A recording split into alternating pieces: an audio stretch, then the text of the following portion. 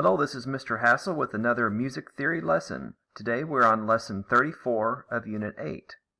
We're going to talk about the circle of fifths.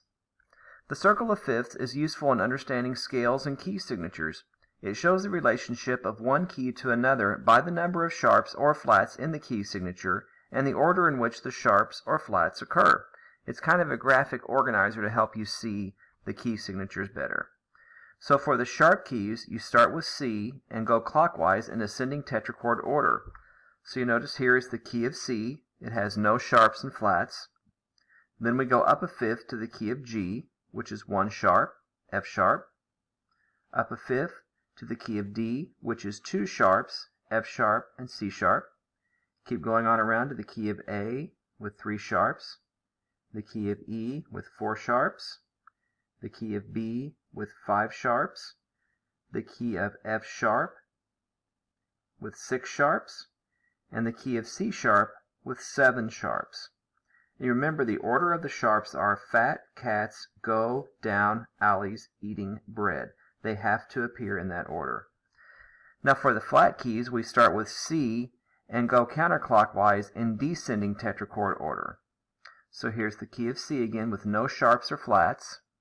Then as we go counterclockwise, one flat is the key of F, two flats is the key of B flat, three flats is the key of E flat, four flats A flat, D flat, G flat, and C flat. And notice we have some enharmonic key signatures.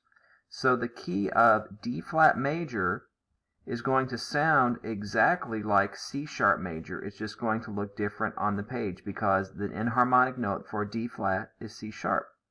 Same thing with G flat and F sharp. They're going to sound exactly the same, but they're just going to look different on the page.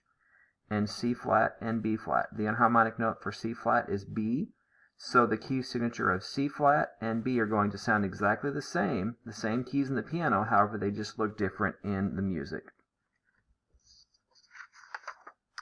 So here we have some scales, and you can see the overlapping tetrachord patterns. Here on the bottom we have a C major scale, C, D, E, F, G, A, B, C. Notice that the second tetrachord of the C major scale is the first tetrachord of the G major scale. G, A, B, C, D, E, F sharp, G. The second tetrachord of the G major scale is the first tetrachord of the D major scale. And then we have the A major scale, and we have the E major scale.